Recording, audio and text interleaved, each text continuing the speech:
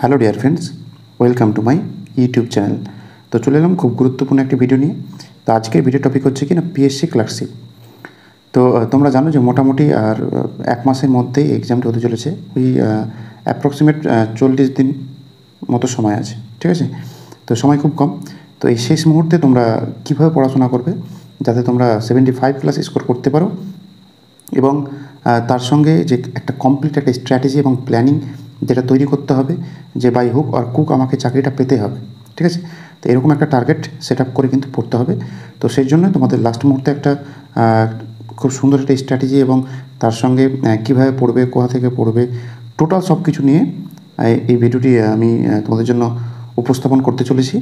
এবং শেষে বলবো যে আমি কীভাবে পাস করেছিলাম, মানে এই যে পরীক্ষাটা আমার স্ট্র্যাটেজি কী ছিল।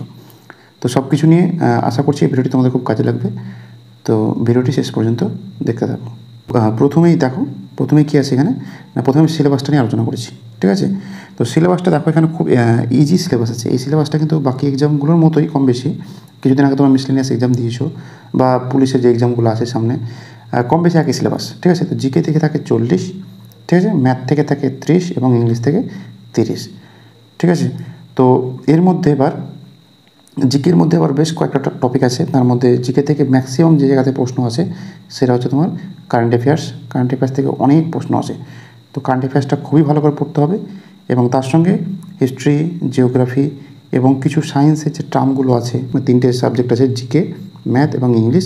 এদের উপর ইন্ডিভিজুয়াল আমি ভিডিও নিয়ে আসবো, যে জিকের জন্য কী পড়বে, ম্যাথের জন্য কী পড়বে এবং ইংলিশের জন্য কোন কোন চ্যাপ্টারগুলো পড়বে, ঠিক আছে? এই নিয়ে আমি পার্টে পার্টে নতুন একটা করে ইন্ডিভিজুয়াল ভিডিও আমি দিয়ে দেবো। দেখো, এখানে তোমাদের একটা কথা বলি যে ইংলিশ দেখে কিন্তু ভয় খাবে না। ইংলিশ থেকে খুবই সহজ প্রশ্ন আছে, ঠিক আছে? তুমি একটু ভালো করে পড়াশোনা করলে ইংলিশ থেকে কিন্তু ইজিলি 15+ স্কোর করতে পারো। মানে এটা আমি একদম মিনিমাম মার্কস বললাম। এই 15+ যে মার্কসটা বলছি, এটা খুব মিনিমাম একটা মার্কস, কারণ ইংলিশ থেকে প্রশ্ন খুবই সহজ আসে, ঠিক আছে? তো ম্যাথটাও খুব সহজ। তো এই মোটামুটি সিলেবাস, ঠিক আছে? তো তোমাদের আমি ইন্ডিভিজুয়াল আলাদা করে ভিডিও দিয়ে দেবো, ওকে? তো সিলেবাস নিয়ে আশা করি তোমাদের আর কোনো প্রবলেম নেই। এবং তোমরা এটাও জানো যে এখানে টোটাল 100টা প্রশ্ন থাকবে, 100 নাম্বার, এবং সময় কত হচ্ছে না, সময় হচ্ছে 1 ঘন্টা, ঠিক আছে? 100টি প্রশ্ন 1 ঘন্টা। এবং এখানে নেগেটিভ মার্ক আছে। নেগেটিভ মার্ক কত আছে না, 1/4, অর্থাৎ তোমার 4টি ভুল করলে 1 নাম্বার মাইনাস হবে, মানে 0.25, ওকে? আচ্ছা, ভ্যাকেন্সি তোমরা জানো, ভ্যাকেন্সি অ্যাপ্রক্সিমেট 6,000 থেকে 7,000 মতো ভ্যাকেন্সি আছে, ঠিক আছে? তো ম্যাক্সিমাম ভ্যাকেন্সি আছে। তবে কম্পিটিশন অবশ্যই হবে, কারণ যেভাবে বাকি মানে এসএসসি বিএসসি বন্ধ হয়ে গেছে, সেই জায়গায় এখানে কম্পিটিশন তো হবেই। তবুও 6 থেকে 7,000 ভ্যাকেন্সি মানে অনেকটা ভ্যাকেন্সি। একটু ভালো করে পড়লে কিন্তু পাস করা যাবে, ওকে? তো নেক্সট যে টপিক, সেটা হচ্ছে কাট অফ। তোমরা মানে সবাই সবথেকে বেশি যেটা মানে ফোকাস করতে চাও, সেটা হচ্ছে কাট অফ। কাট অফ কত ছিল বা কাট অফ কত হবে। দেখো, অবশ্যই কাট অফ কত ছিল দেখা উচিত, কারণ তাহলে তুমি তোমার একটা টার্গেট সেট আপ করতে পারবে, ঠিক আছে? কিন্তু সামনে কত কাট অফ হবে না হবে এইসব নিয়ে বেশি ভাবতে যেও না। তবে প্রিভিয়াস যে কাট অফটা গেছিলো সেটা একটু লক্ষ্য রাখলে তোমাদের একটু টার্গেটটা সেট আপ করতে সুবিধা হবে। তো এটা হচ্ছে 2019-এর কাট অফ, ঠিক আছে? এটা 2019-এর, এটা হচ্ছে প্রিলিমসের কাট অফ, আর এটা তোমার ফাইনাল কাট অফ। প্রিলিমসে তোমরা দেখছো ইউআরে কত গিয়েছিলো, 65, মানে জেনারেল গিয়েছিলো 65, এসসি গিয়েছিলো কত না 48.67, আর এসটি গিয়েছিল তোমার 29.67, আর ওবিসি এ ছিল 43, এবং ওবিসি বি হচ্ছে 56.33, ঠিক আছে? তো এই গিয়েছিল তোমার প্রিলিমসে কাট অফ। তো মেন্সে তোমরা কাট দেখতে পাচ্ছ কত আছে না, 137 জেনারেল, মানে তোমার প্রিলিমসে যারা 65 পেয়েছে তার সঙ্গে প্রায় 72 নাম্বার অ্যাড হয়েছে, সে কিন্তু চাকরি পেয়েছে। তার মানে রাইটিংয়ে কিন্তু আবার তোমাদের, এটা তো আমি প্রিলিমসের সিলেবাস বললাম, হ্যাঁ? তো মেন্সে যে সিলেবাসটা আছে সেখানে কিন্তু আবার 100 নাম্বারের একটা রিটেন টেস্ট আছে, পুরোটাই কিন্তু রিটেন, ঠিক আছে? বাংলা থেকে 50 থাকবে, ইংলিশ থেকে 50 থাকবে। তো ওখানেও কিন্তু টোটাল 100 মার্কের একটা পরীক্ষা হবে, এবং 1 ঘন্টা সময়, খুবই কম সময়।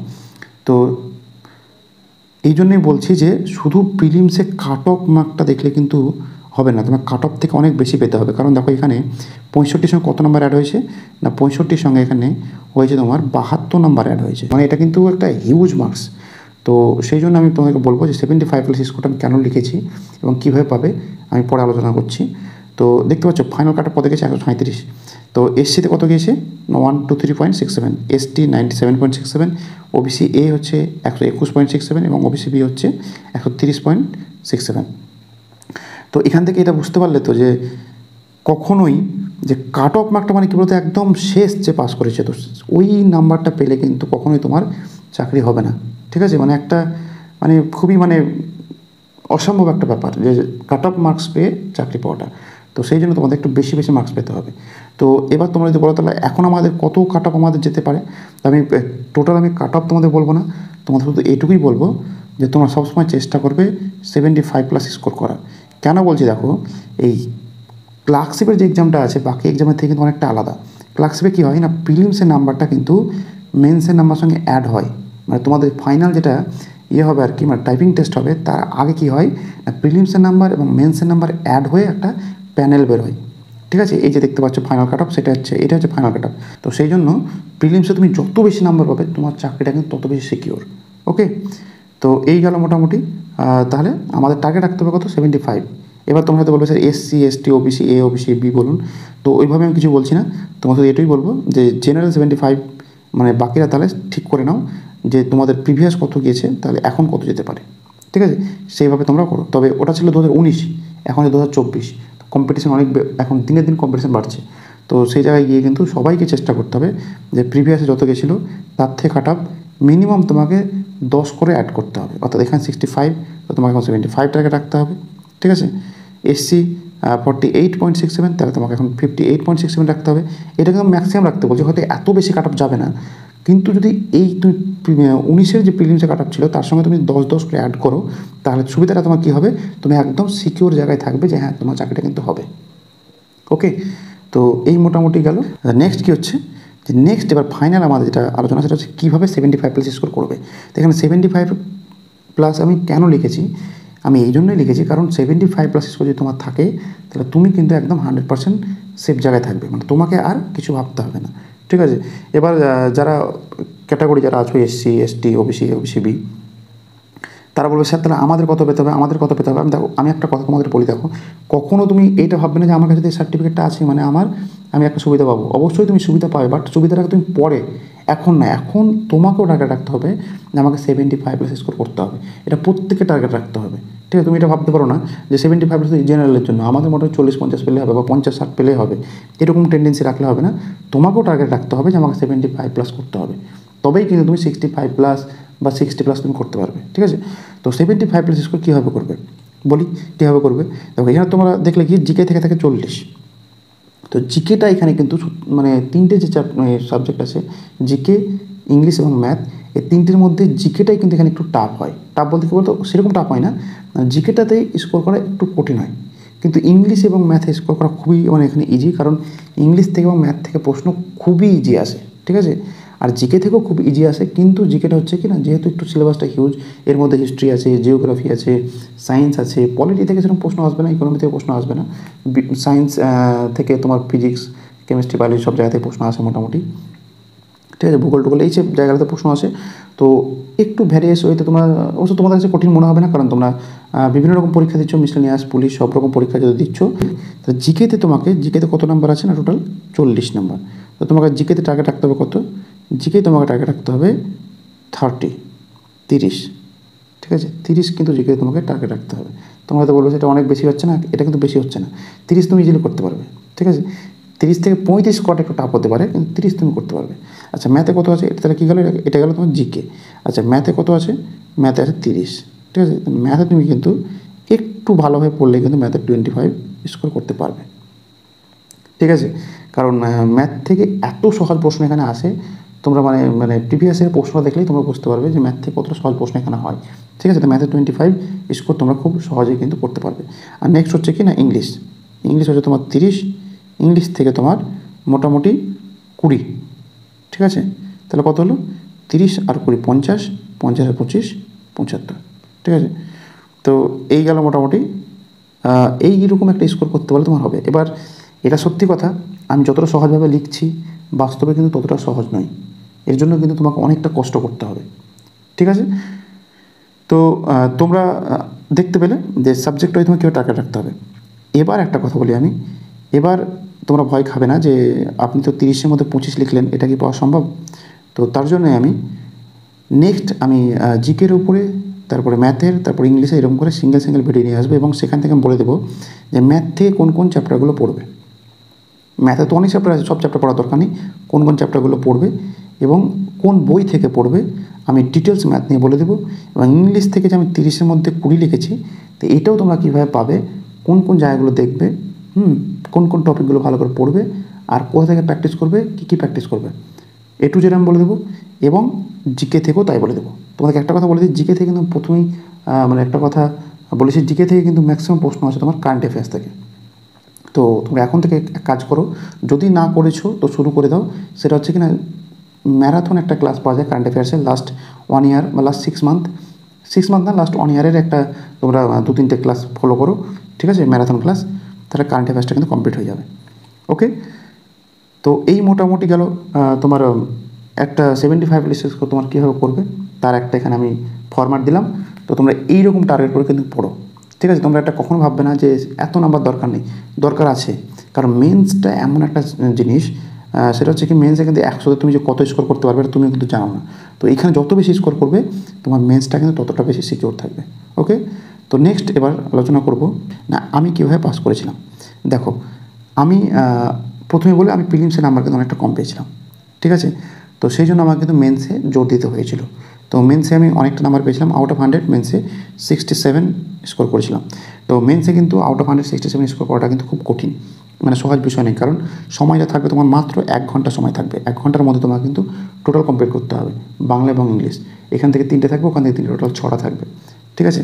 তো আমি প্রিলিমসের জন্য খুব ভালো প্রিপারেশন নিতে পারি, তার কারণ হচ্ছে আমি তখন গ্র্যাজুয়েশন করছিলাম আর কি, আমার সাবজেক্টে অনার্সে আমি তখন মানে আমার সেমিস্টার এক্সামে আমি ব্যস্ত ছিলাম। তো সেইভাবে আমি কিন্তু প্রিলিমসের এক্সাম ঠিকঠাকভাবে আমি দিতে পারিনি, এবং সিলেবাস সম্পর্কে ততটা আমার তখন সেই সময় এই কম্পিটিটিভ ফিল্ডে এতটা ধারণা ছিল না। তো তোমরা যারা দেখছো ভিডিওটি, তোমরা নিশ্চয়ই অনেকটা অ্যাডভান্স, তোমাদের এটা অসুবিধা হবে না। তো আমার ক্ষেত্রে এটাই সমস্যা হয়েছিল যে প্রিলিমসের নাম্বারটা কম ছিল বলে আমাকে মেন্সে অনেকটাই চেষ্টা করতে হয়েছিল। তো মেন্সে আমি কীভাবে পড়েছিলাম, প্রিলিমসে আমি সেরকমভাবে পড়িনি, তাই আমি প্রিলিমস ব্যাপারে কিছু বলছি না। মেন্সে আমি যেভাবে পড়েছিলাম সেটা হচ্ছে কি, মেন্সে আমি প্রথমে দেখলাম সিলেবাসটা, আমি দেখলাম যে নিউজ পেপার রিপোর্টিংয়ের উপরে তোমার কী কী থাকে। তো প্রথমে দেখলাম যে তোমার বিভিন্ন যে ফরম্যাটগুলো হয়, যেমন তোমার চ্যারিটিমূলক যে কাজগুলো হয়, তারপর বিভিন্ন অ্যাক্সিডেন্টাল যে কাজগুলো হয়, তারপরে তোমার ওই গাছ লাগান প্রাণ বাঁচান মানে ট্রি প্ল্যান্টেশন, তোমার আই ডোনেশন, ব্লাড ডোনেশন, তারপরে হরিবেল যে অ্যাক্সিডেন্টগুলো হয়, তারপর বিভিন্ন যে বাড়িতে আগুন মানে যেটা ফায়ারের যে এগুলো হয় আর কি, তারপরে তোমার ডিজাস্টার যেগুলো হয়, এই সমস্ত কিছু ফরম্যাটগুলো কিন্তু আমি রেডি করেছিলাম। তো এইভাবে আমি প্রত্যেকটা টপিক ওয়াইজ ফরম্যাট বানিয়ে নিয়েছিলাম, ঠিক আছে। এবং সেই ফরম্যাট বানিয়ে আমি কী করতাম, আমি বডিটা ঠিক করে নিয়েছিলাম, যেমন স্টার্টিংটা কী হবে আর আমার এন্ডিংটা কী হবে, এটা আমি ঠিক করে নিয়েছিলাম। আর মিডিলে বাকি যেটা মিডিলে তৈরি করতে হবে সেটা কিন্তু আমি নিজে থেকে তৈরি করবো। আর ওটা তোমার মধ্যে এই অ্যাবিলিটি কখন আসবে, যখন তুমি বারবার বেশি বেশি করে প্র্যাকটিস করবে, তোমার মধ্যে অটোমেটিক সেই অ্যাবিলিটি কিন্তু চলে আসবে, ঠিক আছে। তো ফার্স্ট তোমাকে বডি তৈরি করতে হবে, যে আমার স্টার্টিং বডি এবং এন্ডিং বডি, ওটা প্রত্যেকটা ফরম্যাটে, যেমন হরিবেল অ্যাক্সিডেন্ট হয়, যতগুলো অ্যাক্সিডেন্ট হয় প্রত্যেকের ফরম্যাট কিন্তু সেম, স্টার্টিং এবং এন্ডিং সেম, মিডিলে আমি কিছু ইনক্লুড করব। সেম ওয়েতে যে blood donation, tree plantation, eye donation, এই চ্যারিটিমূলক যে কাজগুলো সেগুলো তো তাই, তাদের ক্ষেত্রে স্টার্টিংটা কী হবে, এন্ডিংটা কী হবে, এটা সেম সবার ক্ষেত্রে, বাকি বডিটা একটুখানি চেঞ্জ হবে। তো এইভাবে আমি ঠিক করেছিলাম। আর ট্রান্সলেশনটা তো ওটা মোটামুটি ইজি, ওটা তো তোমার অতটা টাফ থাকে না, ঠিক আছে, ওটা তোমরা ইজিলি পারবে। তো এই হচ্ছে ব্যাপার, ঠিক আছে। তো আমি এইভাবে পড়েছিলাম, তো খুব একটা বেশি মানে কষ্ট করতে হয়নি, তা আশা করি তোমাদের কষ্ট করতে হবে না, তোমরা যদি ঠিকঠাকভাবে পড়ো ইজিলি পারবে। খুব একটা কঠিন না এই এক্সামটা, সত্যি কথা বলতে আমার মনে হয় যে বাকি যতগুলো এক্সাম আছে, পুলিশ টুলিশ যাই বলো না কেন, সব থেকে সহজ এক্সাম হচ্ছে এই ক্লার্কশিপ এক্সামটা, খুবই সহজ একটা এক্সাম, ঠিক আছে। এর জন্য বেশি কিছু পড়তে হবে না তোমাকে, একদম খুবই ছোটো সিলেবাস, এবং তার সঙ্গে হচ্ছে কি যে তোমার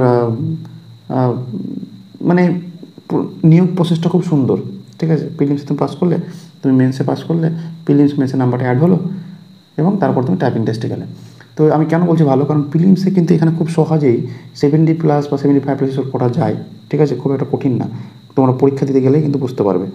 তো খুব সহজ একটা পরীক্ষা, ঠিক আছে, তোমরা ভালো করে পড়ো, অবশ্যই পাস করতে পারবে। আমি আমার দিক থেকে যতটা পারলাম তোমাদেরকে একটা গাইড করার চেষ্টা করলাম। এরপরও যদি তোমাদের কোনো প্রশ্ন থাকে আমাকে অবশ্যই কমেন্টে জানাবে। আর নেক্সট আমি তোমাদের এই জিকে, ম্যাথ এবং ইংলিশের উপর ইন্ডিভিজুয়াল ভিডিও নিয়ে আসবো, এবং স্ট্র্যাটেজি কী হবে সিলেবাস কী হবে, কোন জায়গা থেকে পড়বে, কী বই পড়বে, কোন কোন টপিকগুলো ভালো করে পড়বে, সব কিছু নিয়ে আমি আলোচনা করব। ওকে, তো আজকের ভিডিওটি এই পর্যন্তই। ভালো থেকো, সুস্থ থেকো এবং মন দিয়ে পড়াশোনা করো।